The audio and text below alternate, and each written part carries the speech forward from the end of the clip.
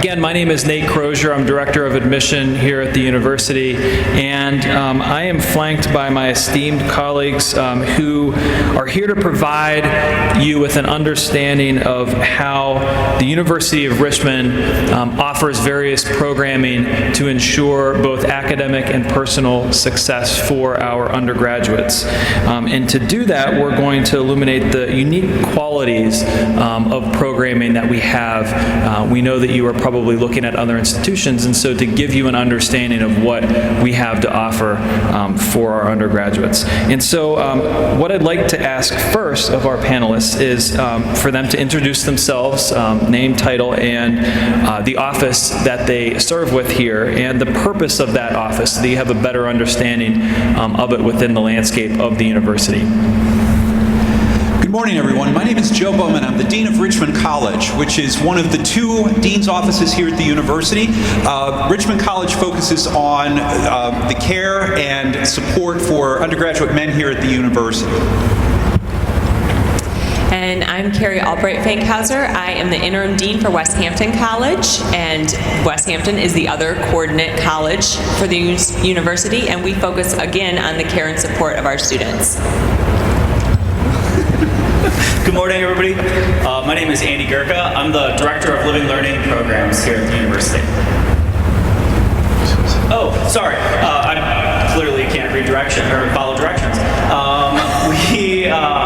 My office tries to link a student's curricular experience, their classroom experience, with their residential experience. And so we do that in creative and unique ways where students can take courses together, live together, travel, and do research with faculty members.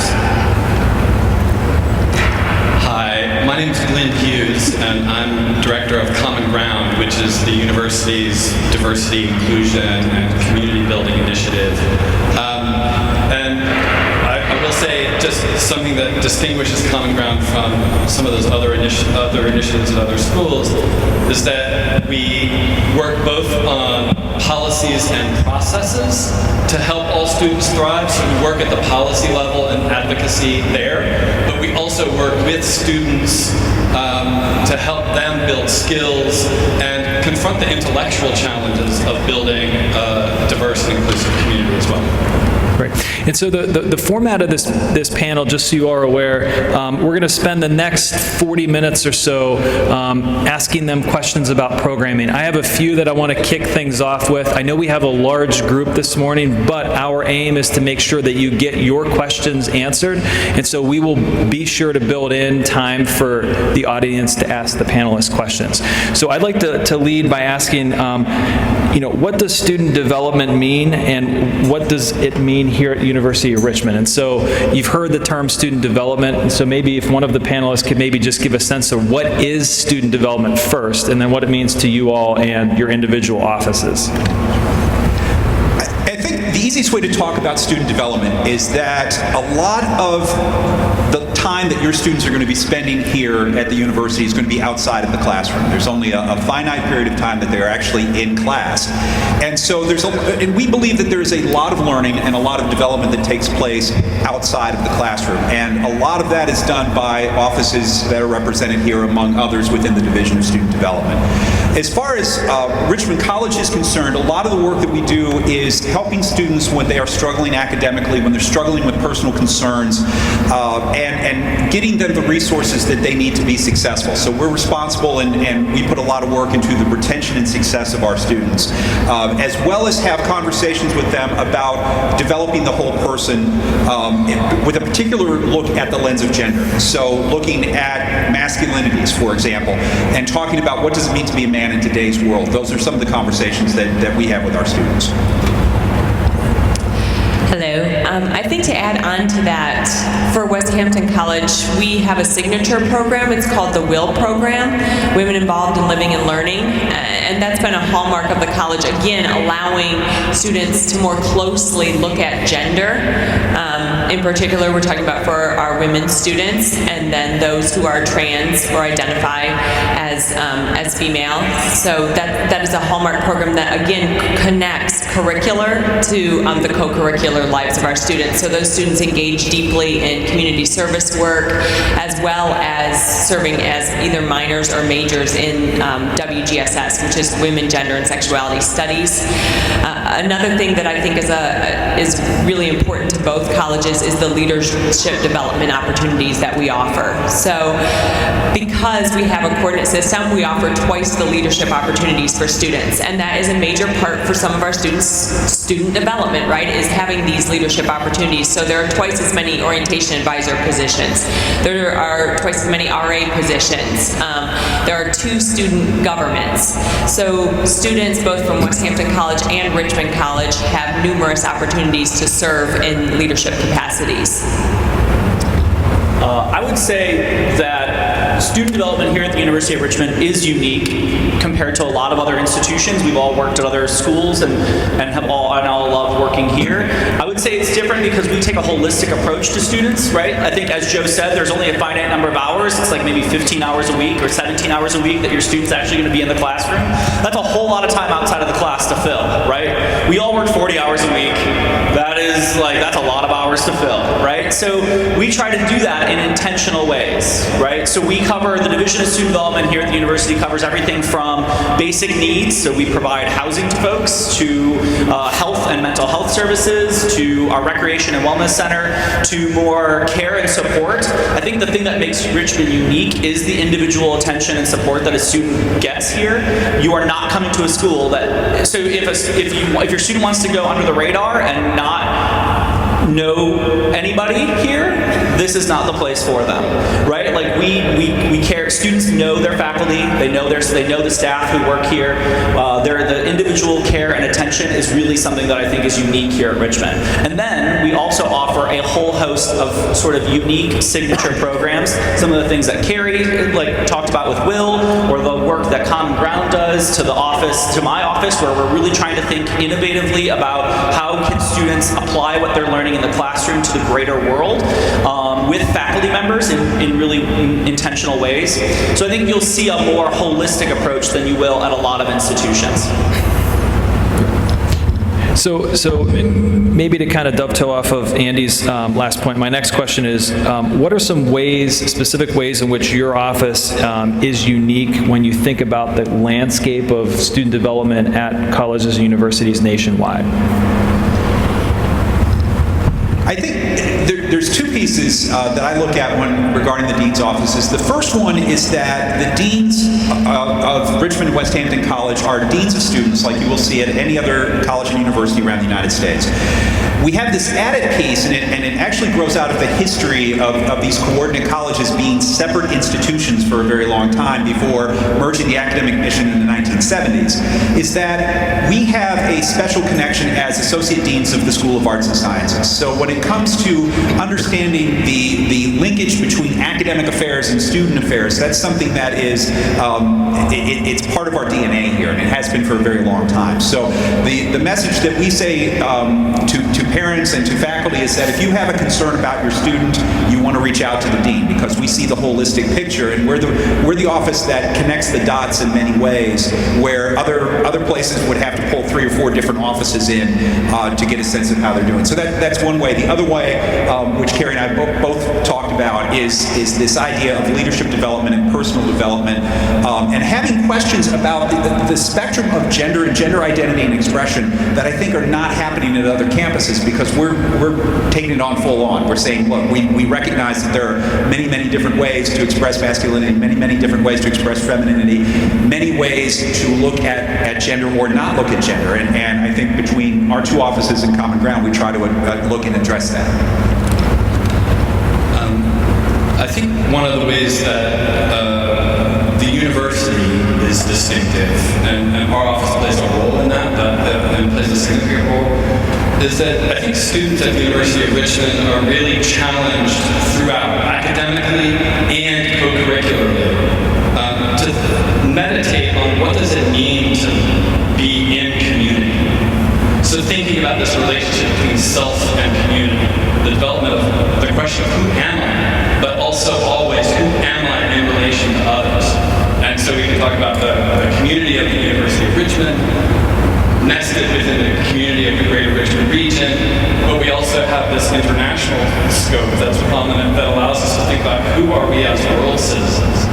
And that's not, and that thematic runs through the curricular and the co-curricular. So what that means for our office is that we're not just an external programming unit that does diversity and inclusion as a sideshow to the rest of things. It's fully integrated. In fact, our office report both to the VP of Student Development and the Provost, who's head of Academic Affairs. And so we've partly to ensure that there's that fluidity.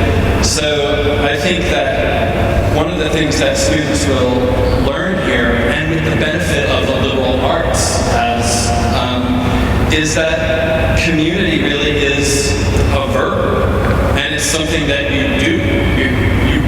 You're in community and you perform it. And once you know that, then that comes with obligations, and obligations to others. And I think that's a theme that runs throughout here.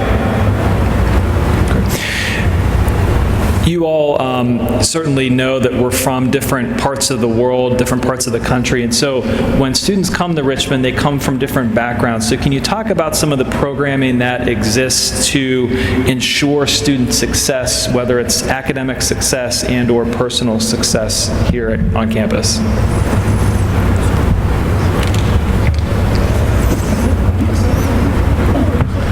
Well, I think we can start with orientation. So, orientation, your students will come to the institution 5 days roughly, and perhaps even sooner if they take part in one of the transition programs that occur before new student orientation. But that is really the period where I think your student begins to really immerse and engage in Richmond. So everything from some of the transition programs, Roadmap to Success, Andy's office oversees that program. We have a multicultural PRIO transition program. We have international orientation. So we have a whole host of different transition programs. And then we move to general orientation, where we talk about all sorts of different things, some being very tough conversations. But we focus again on the student's academic life. They meet with their advisor. They talk with the provost. So they meet Dr. Crutcher a couple of times. So they have those opportunities as well as opportunities to learn about the institution, to talk about things such as inclusivity, and then to break into smaller groups and have even more in-depth discussions, to learn about the different health and safety resources we have available on campus for a whole host of issues, and to get to see the people who are the faces for those offices, people that they could turn to should they run into something difficult during their time at the institution. They get to hear from the residential deans and see us throughout orientation. So, and we talk to them about being in the college and the fact that we take an already small institution and we make it even smaller and more intimate and more individualized for the students. So I think the Richmond experience really kicks off with orientation. Yeah, I would just add that there are a robust set of programs and affinity groups. So if you're from a racial or ethnic minority, in addition to my office, there's an Office of Multicultural Affairs, which organizes and supervises a number of student organizations, affinity groups. There are also a number of student organizations in general that have present a wide range of interests and opportunities, and I am emphasizing that because it is really important, I think, for your students, and I imagine this is the kind of conversation that you might be having, is urging them to be a little bit of seeking and exploring what those organizations are, what those opportunities are, and to find their niche, find a sense of belonging. Don't wait for a sense of belonging to come to you. It's, like I said, community is a verb. It requires being a little bit proactive. And in addition, I think I mentioned the self in relation to community. So a student's sense of self, of who they are, is going to be challenged by coming into this new environment. It's not familiar. It feels like an expansion of their worlds, most of them, with new people, scale of an institution, perhaps, and how do I find myself in that? And students, in terms of finding their way, are going to have to wrestle with some challenges, like do they party a lot?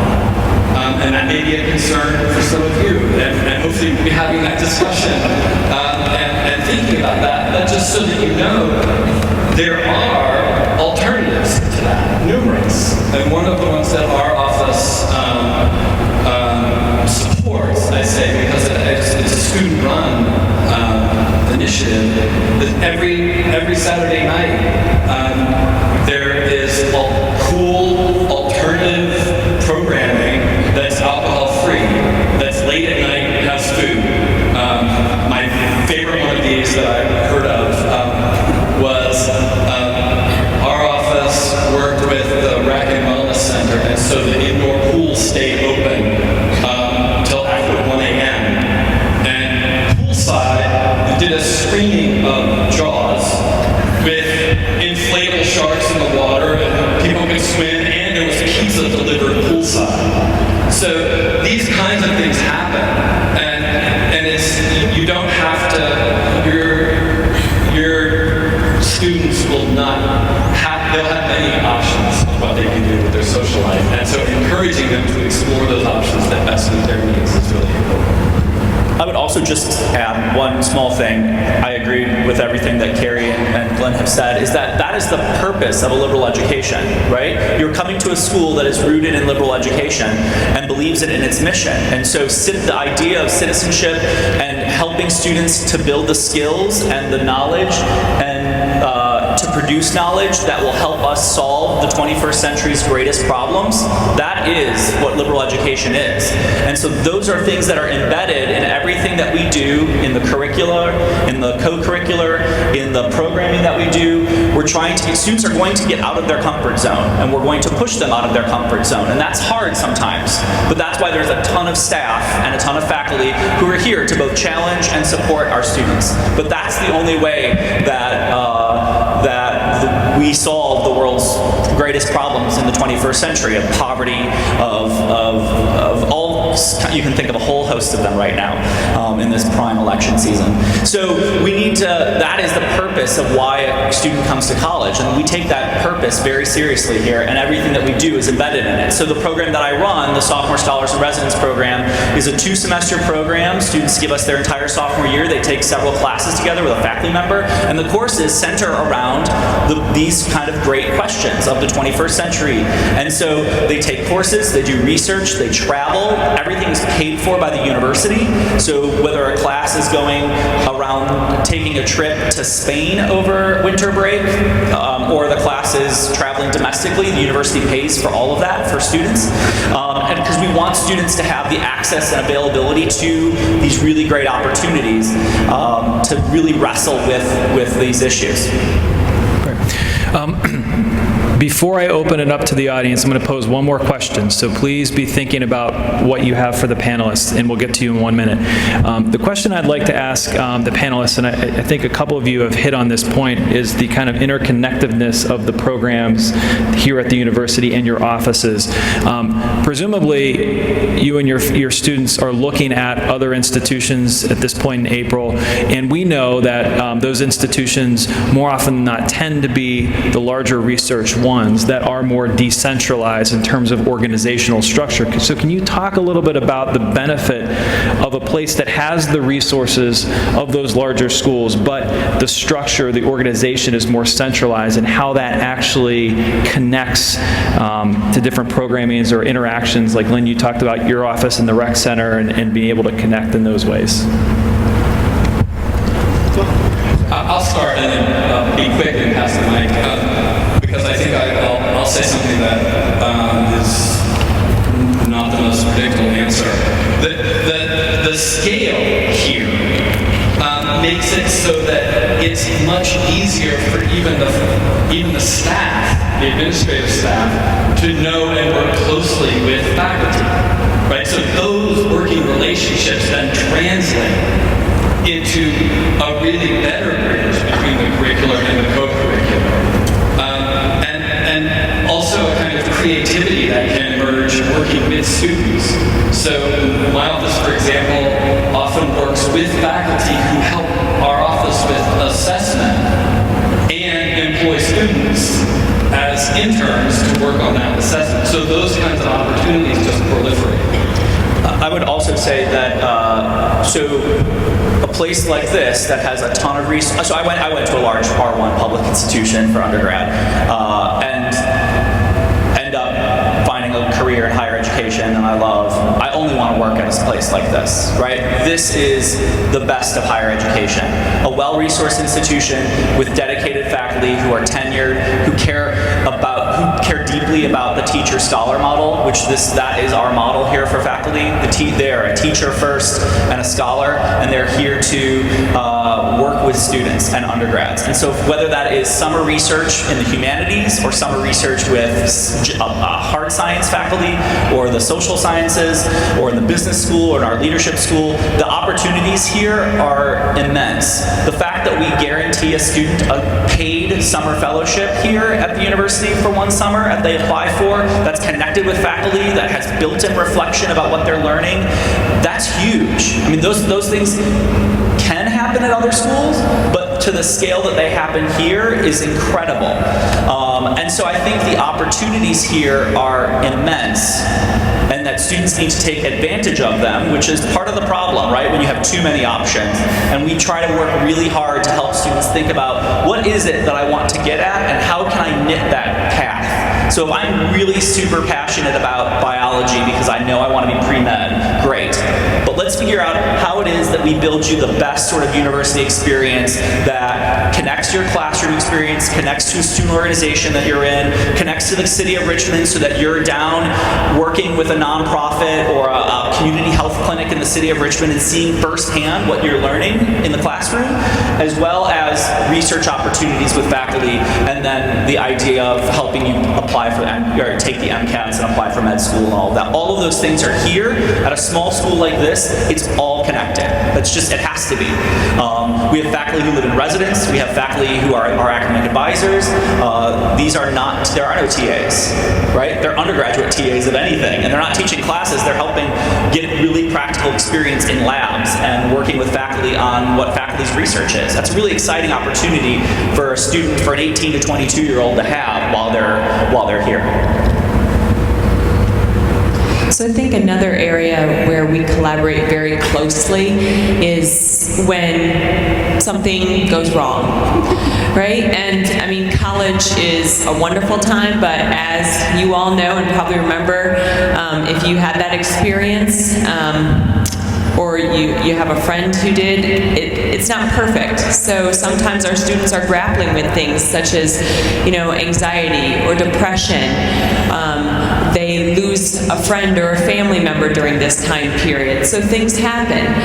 And when they do, I think that's something that we do very well as an institution. We come together. So we collaborate across the board. The dean's offices collaborate. We reach out to faculty, as both Andy and Glyn have noted. We have very close connections with faculty. We're close to our colleagues in the counseling center, and just the chaplaincy, the student health center, wherever it may be. And also we have a lot of really close external partners that we know well. So we want to ensure, our goal is to have students leave here feeling better and being more successful than when they started. And so if there are certain things that occur along the way, we want to support students in that, and we are very well set up to do that because of the very close connections that we have with other departments and other divisions on campus, and then again in the Richmond community. I think the one thing that I will add that speaks to the collaboration and also the engagement of our students is that when we talk about student government, or when we talk about student groups that have an idea, they know us. And it's funny when I talk with some of my students and they talk about how they go home and they talk with their friends that go to other institutions, and they talk about, well, yeah, I met with the dean the other day, and I'm like, what did you do to talk with the dean? It's like, well, I went up and said, can I have an appointment? And that's how it happens here. We just talk with our students. There's a lot of open doors, and we encourage our students to interact. But when the students come to us with an idea, are fully able and willing and engaged to go and speak with the provost. The president and his wife have mentoring groups that there are about 50 students on our campus that meet weekly with the president and his wife, and they have his ear. So there have been times I've been in the meeting with the president. He's like, my mentoring group mentioned this, so what can we do about that? And when that happens, it's not just our office that says, yes, sir, we'll see what we can do for you. We pull in other offices, and we pull in folks like facilities and campus services that do our dining, and the folks that are involved with IT. When our students come to us with ideas, if they're good ideas and ideas that are things that we could explore and make happen, we're going to do what we can to make it work. So it's a partnership of the students as well as the faculty and the staff here on campus. So at this time, I'd like to open up the floor to questions from the audience. I see Rebecca there with the microphone. Does anyone have any questions at all?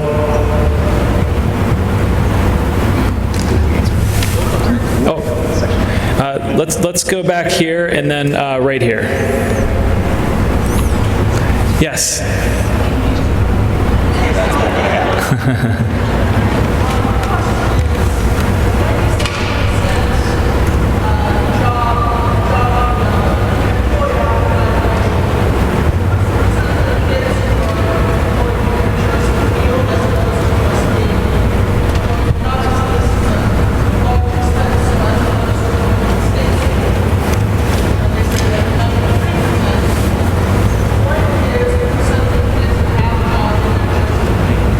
Sure. So the question, so everybody make sure that we're on the same page.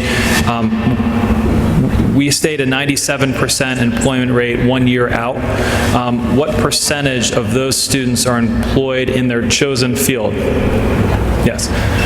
So I'll just state one thing before I hand it off to the panelists, because I don't know that percentage off the top of my head. What I will say is that it's not uncommon, and I think this is where I'm going to lean on you to kind of talk about how students may or may not change their minds about their fields to begin with. I think research is out there that shows that students, when they come to college, will change their minds about majors quite frequently before settling in, or if they settle in on one, maybe they also want to pursue a double major or a minor, and so they're coming in with maybe a lot of interest, or maybe still trying to figure that out. So maybe if that's kind of, you talk about experiences that your students have, or students you've worked with have had, about kind of figuring out and getting the experiences. I think Andy or someone mentioned that you kind of help them figure out the path to give them the best undergraduate experience and put their best foot forward.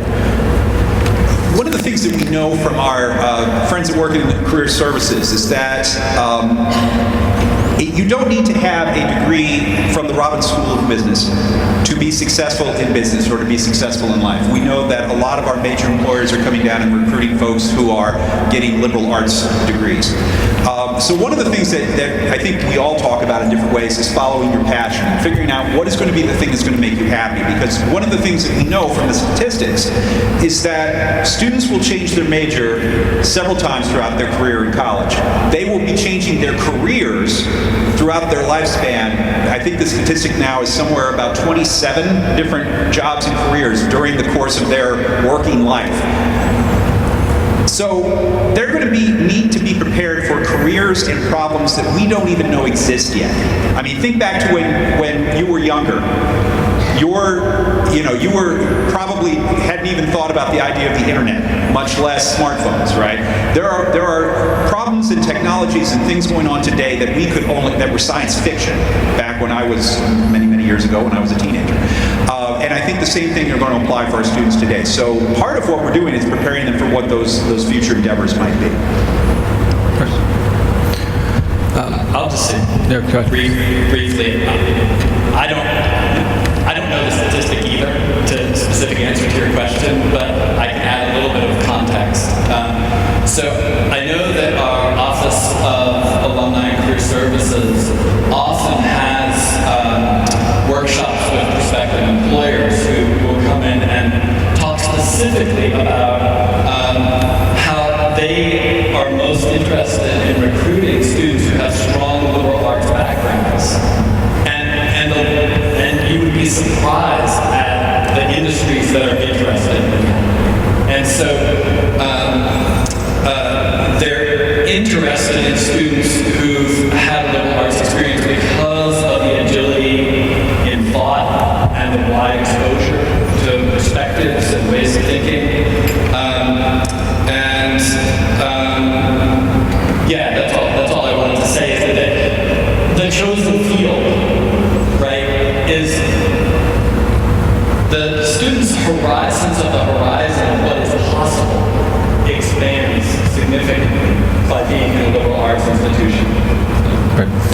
And we do have a session on outcomes later in the program, so make sure that if you're interested in those types of questions also that you check out that session. Next question. Thank you. That was part of my question as well, so thanks for answering that. The other one I had was, I want to compliment you and congratulate you on the programs, Ms. Fankhauser and Dr. Hughes. I think they're great. Could you possibly discuss how would you promote personal responsibility and accountability and mutual respect for students?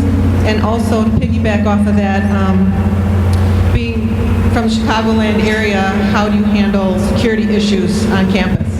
Thank you. Sure. That's a great question. I think one of the things that we do is we talk about personal responsibility and respect right out of the box of orientation. We're talking with them about the fact that, as Glenn said, that community is a verb, right? And that they are all part of making the community the best it can be. So we talk with them at a very macro level about that, but we also talk about the policies and procedures that they're responsible for.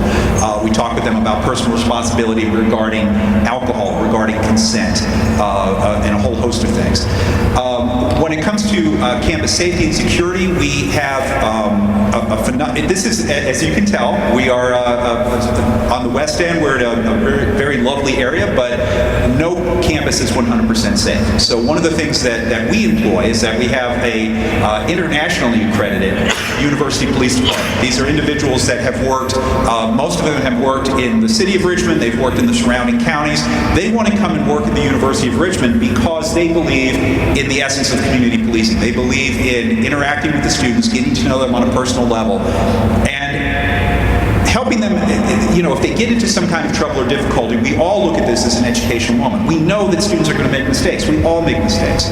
But the question is, are they going to learn from their mistake, and is it going to be something where if safety is compromised, we have people that can take care of that? So we have individuals that are exceptionally well trained, and they work with our offices to make sure that we're doing the best we can to make our campus as safe as it can be. Also, just piggybacking on that, we have resident assistants, of course, in the residence halls. We have card swipes on all residence halls and on academic buildings after certain.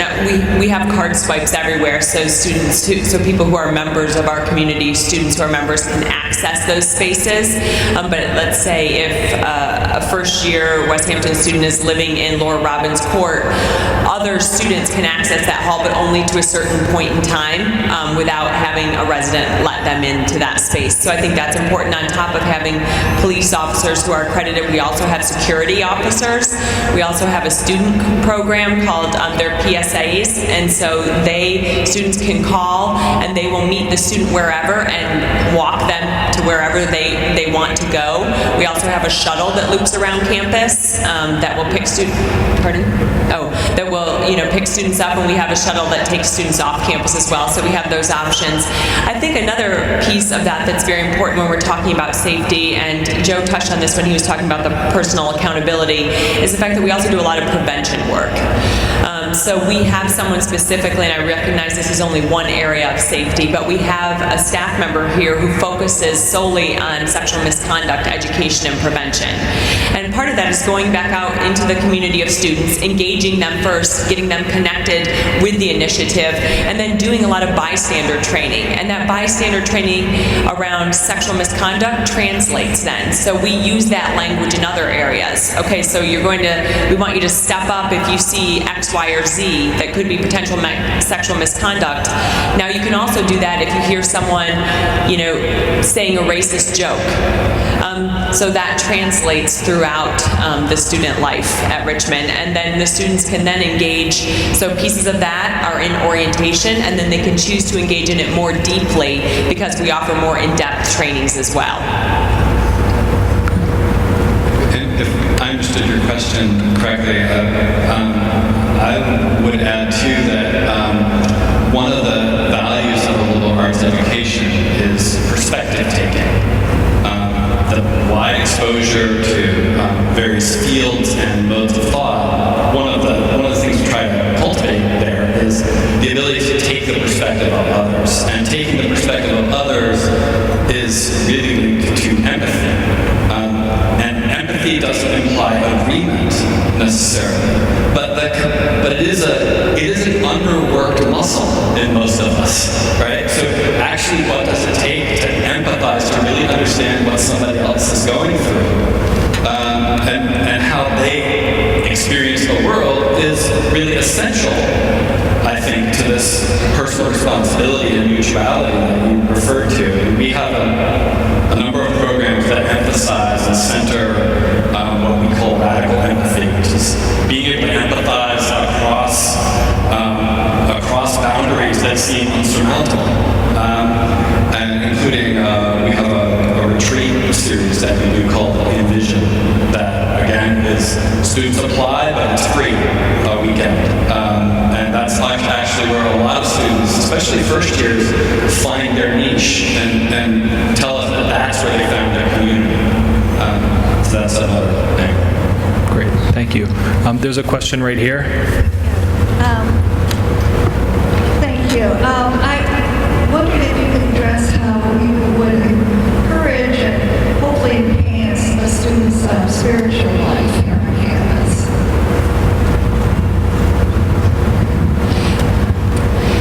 Sure. So what we have, I guess, a lot of different ways. So we have a chaplain's office, and that is a very interfaith area. So we have someone specifically who is the director of, I don't know her exact title, but it's a director of interfaith, basically, life on campus. There are a number of campus ministers also across, again, all different faith traditions within that office. And the chaplain's office, one of the things that it has really done beautifully in the last decade is connect to other offices across campus. So therefore, allowing students to explore their faith, not only, perhaps with programs within the chaplaincy, but I know one of the initiatives that comes out of the chaplain's office is called One Book, One Campus. And so every year they pick a book, and this is with members of the university community, so it's not just the chaplain's office, but they pick a book that talks about some basic human issue. So the book this year was on, it talked about the death penalty and different things such as that, and they explored that not just from faith-based perspectives, but from human rights perspectives.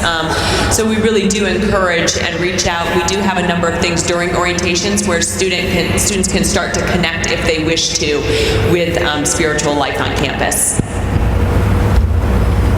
Great. Other questions? I think we have someone. Yeah, perfect. Is this on? Yes. Okay.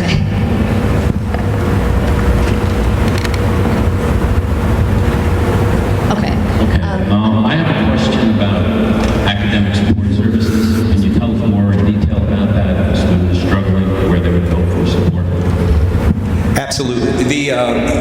One of the neat things about the community here, I mentioned before, is that if a faculty feels that a student is struggling, they'll reach out to the dean's offices. So we have a reporting structure that, it's an online form, but honestly, a faculty member could call us or send an email, and we will respond. And in many ways, that's the first point of contact. They'll come in and see a member of our staff or us, and we'll talk with them about what the concern is from an academic standpoint. It could be that they're not going to class, which could indicate that perhaps there could be something going on like an anxiety, beginnings of an anxiety issue or something along that line.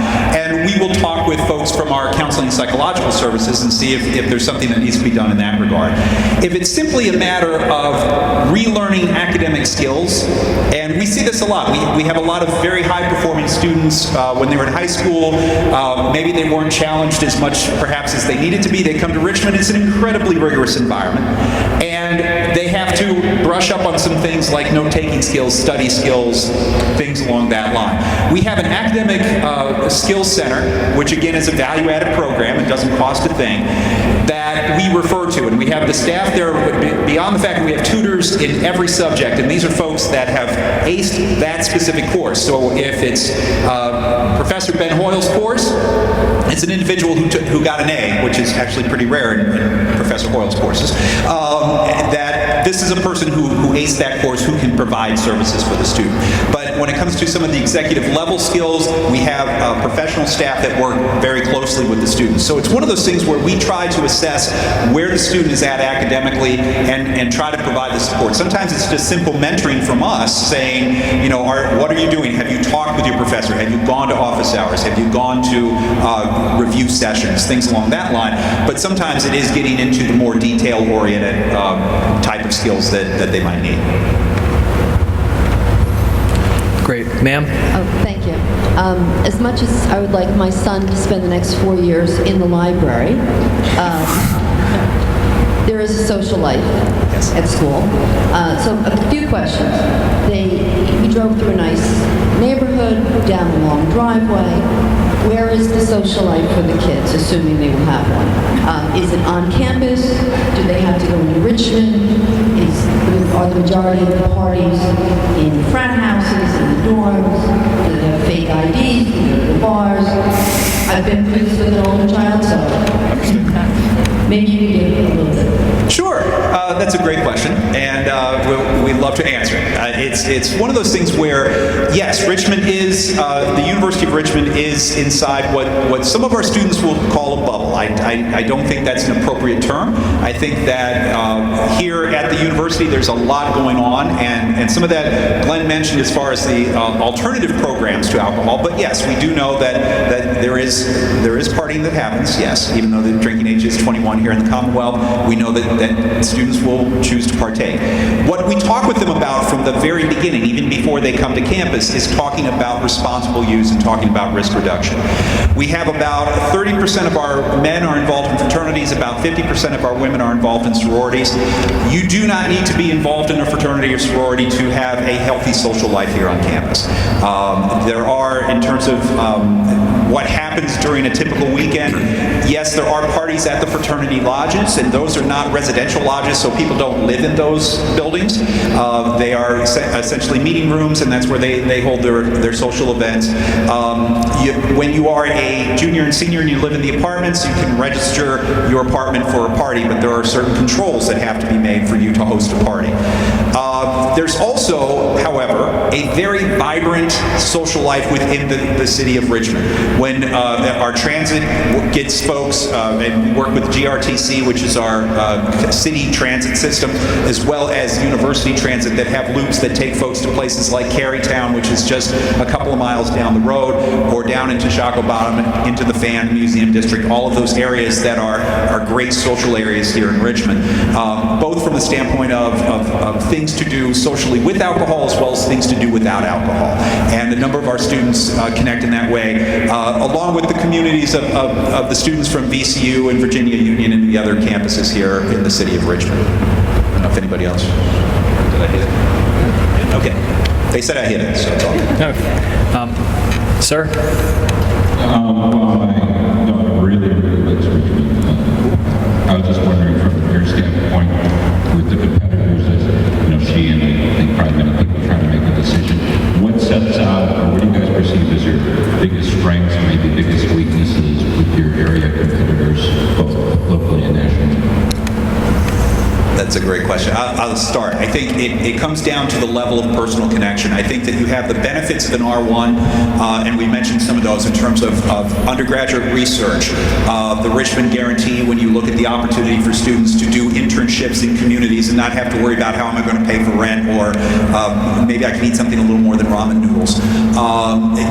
It's those kind of things. The fact that we're resourced and we use our resources wisely, but I think at the heart of the matter, and the thing that to me really matters in what we hear our students talk about, are the connections that they're able to have.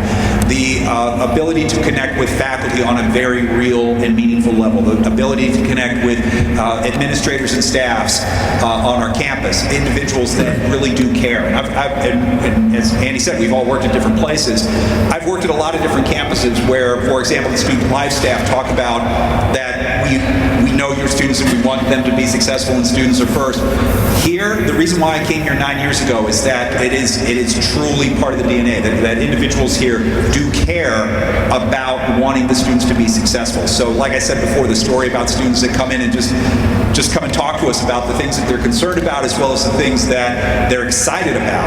And the fact that we have those connections, and when they walk across this stage next month, there'll be a lot of students that there'll be a tear in their eye and a tear in my eye that they're moving on because of the connections that we've made. I think also the ability to create is a really special piece of Richmond, and I mean that in a broad sense. So the ability to create a major, to realize that, wait, I have these different interest areas, and that I know this faculty member and I have this good connection. Can I create my own major? I think that's a hallmark of Richmond. I think another piece is the ability to create your experience. Frequently, we see students, and I know Joe and I talk to students regularly, where they realize, wait, I really want this from the social scene, or I really want this in a student org, and I'm just not seeing it. But that's why they have us, and they have their faculty, and they have people like Andy and Glyn, because we help them find a way to create. And as Joe said, maybe not every idea is a great idea at the time, but we help them shape those ideas so that they make sense to them, so that they can be acted out, so that they can leave here feeling like they've had an opportunity to make their mark. So I think really the opportunity to create is a big piece of the Richmond experience. I like your question, and I was imagining myself in your position. How would I be helping my kid think about this? And one of the things that we know, there's well-documented research, that there are certain kinds of activities and practices that campuses do that, if students participate in them, have a significant impact on their engagement with their education and their success afterward. And I'll list some of those, but going back before I list them, I think that, again, the scale of this place and the resources that have gone into some of these, what are called high-impact practices, is really worth thinking about. So I would ask my kid, okay, let's compare schools here, and if you go to Richmond compared to this other school, what's the chance that if you put in some effort, you're going to get to do research with a professor? It's pretty likely. What's the chance that if you really want to, you're going to be able to study abroad and have a really meaningful experience? Well, really likely here. What about a living learning opportunity? Again, robust sub-program. What about encountering diversity in much more than superficial ways? It's infused here. You're going to do that. What about civic engagement, where I have community-based learning experiences in my classes? Again, another set of a lot of resources into that program. And so I think once you go down those lists of the things that we know really matter, and ask what are the chances that my student here, with some minimal proactive effort, relatively speaking, is going to make the most of it, I would think that would be the answer. Great. Well, we have to wrap up, unfortunately. So let's give our panelists a round of applause.